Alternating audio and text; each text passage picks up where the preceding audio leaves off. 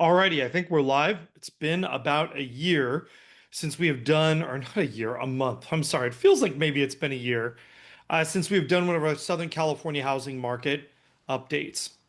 My name is Stephen Meade with Domicile Real Estate, and we started doing these on the basis that people want to make informed decisions and they want to actually understand what's happening in the market.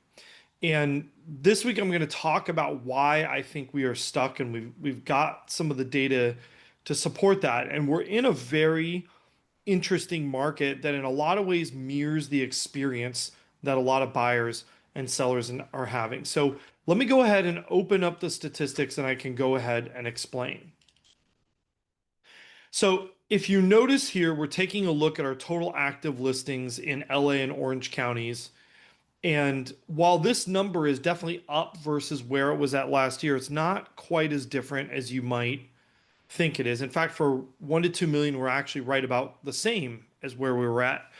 And one of the things a lot of buyers and sellers have talked about is this idea that they just don't really have the ability to make a move or have a lot of options. So for buyers, their problem is, the rates went up on them and now they can't qualify. For sellers, the problem is the rates were low and now they can't even afford to buy the house they're in, let alone buy a move-up house. And one of the things I've noticed in the way this is sort of being mirrored in the macroeconomic scale is that what we're seeing is despite all of these external factors in the market, our market will begin to move and then it will kind of revert back to this pattern, which is reduced listings and reduced sales. So, as you can see from our total active listings, while that number is up for under a million, for $1 to $2 million, that number is pretty much flat. If you look at our 14 days of new listings, this is the one that should be even more concerning to people, right? Is that we saw that typical rise that we got and it's already kind of fizzling out a bit. This is the rate at which new things are coming on the market. And the reality is it's about the same as it was last year. In fact, in the 1 to 2 million category, it's actually a little bit worse than it was last year. So that rate of new homes hitting the market has not changed in any fundamental way. If we look at our new escrows, it's really the same story, right? We saw this big rise, and then what happened, right, about a month ago, we saw the rates basically go back up as a result of some of the geopolitical things going on. And what did that do? It kind of pulled back on buyers, but there was never really another corresponding, because we saw a pullback on the number of listings as well. It doesn't really change the fundamental market dynamics. So the more the world tries to change, it's almost as if our market is very reactive and self-correcting back to this kind of reversion point that we can't get out of. So if you look at our absorption rate, I think that really illustrates it pretty clearly is that, we're hovering right in the same zone that we're at pretty much for the first half of last year. So even though towards the end of last year's rates went down, those absorption rates started to go up towards the end of the year.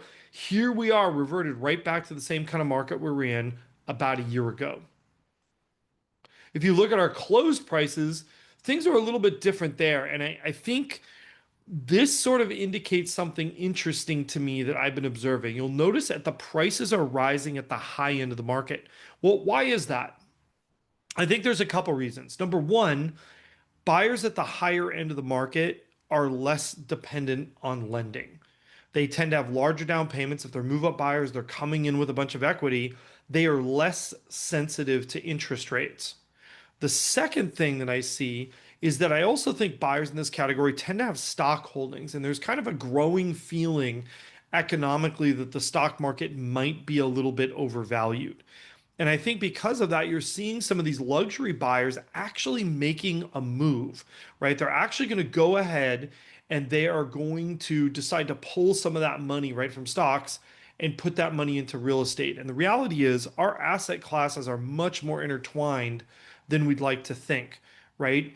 Oil prices affect lending, right? I mean, affect inflation. Like all these things are much more interconnected than people would really like to believe. And this system is a lot more complicated than it seems. You'll notice we have some pretty decent spring price performance there at our median price point around $1 million.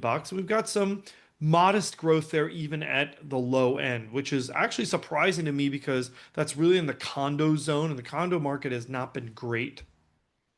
Now, if we look at our still active after 14 days in the market, this one is super interesting, right? Because if you track this versus where we were 2 months ago, it's gone up. What does that mean? A less competitive market. This is a reaction to interest rates, right? These homes are sitting a little bit longer, but I think even that is starting to revert back to this median number here, which would be in that 85% level. And you can sort of start to see this by an interesting shot that we've had here. That 1 to 2 million category is now, for the first time in about a year, is really trading above 100% on average for its close to list price. It's kind of an interesting outcome. And we see even our under 1 million is pretty strong there, though it's started to decline. Again, I think that's a reaction to interest rates. Now that we're seeing them start to come down just a little bit, or people are getting used to it, I think we're going to see a little bit of a return. But again, these are not big moves. People keep expecting something big to happen in the real estate market, and it's just not happening. And I think it's because we're in a market, like I said, that is somewhat self-correcting. It's like the steering wheel in a car. You turn it to the right and it wants to come back to the center. And that's exactly what we're seeing in this marketplace. If we take a look at days on market on new contracts, I think this one is super interesting. Look at how that number took a dive, right? A lot of people commented that, boy, that days on market is starting to rise close to 60 days. By the way, that's still relatively short in terms of a typical normal market. But look what happened this spring. That days on market for new contracts, meaning the houses that are actually finding buyers, that days on market really took a plummet. And look where we are, just about where we were last year at 35 days around this time. So again, we just keep seeing these forces that seem to bring the market back to this space where there's fewer transactions, supply and demand are fairly well in balance. There's just not a lot of big moves happening. If we look at our affordability, right, you can see that that payment index went up. Why did it go up? Well, because interest rates went up. That is really only part of the story on this graph, though. I want you to look at that yellow line, that rent index. And isn't that fascinating?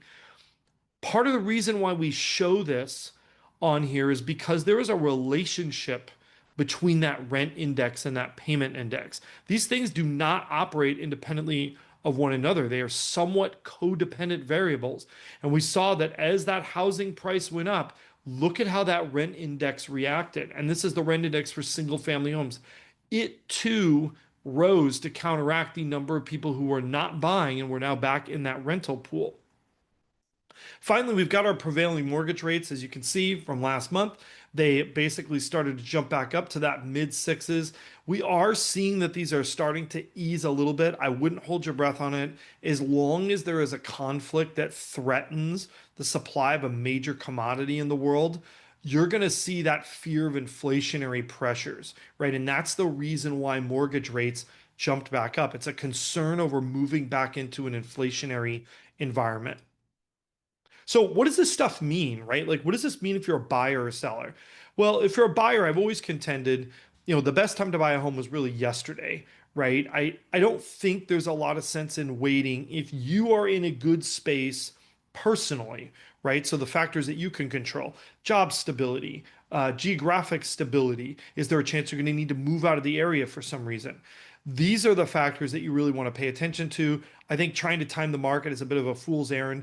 Anyone who bought a home in 1989, by the way, which 1989 was historically considered a bad time to buy a house, at least at the time, would be rich today in California real estate. So, if you take a look at these things and sort of understand and get away from that notion of trying to time it. Now, if you're a seller, we're seeing something very interesting, and that is despite inventories that are either the same or up a little bit, why is that close versus list rate going up? Why is that days on market number coming down?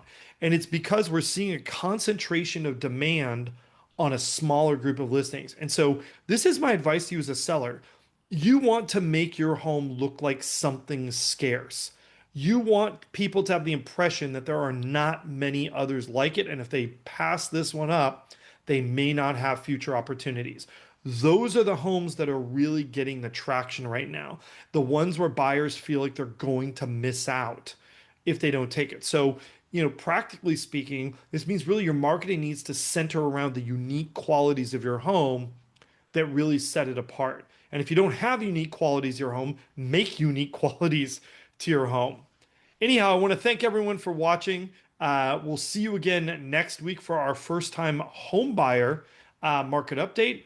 Thanks so much for watching. Don't forget to like, subscribe, and hit that notification bell. And we will see you again real soon.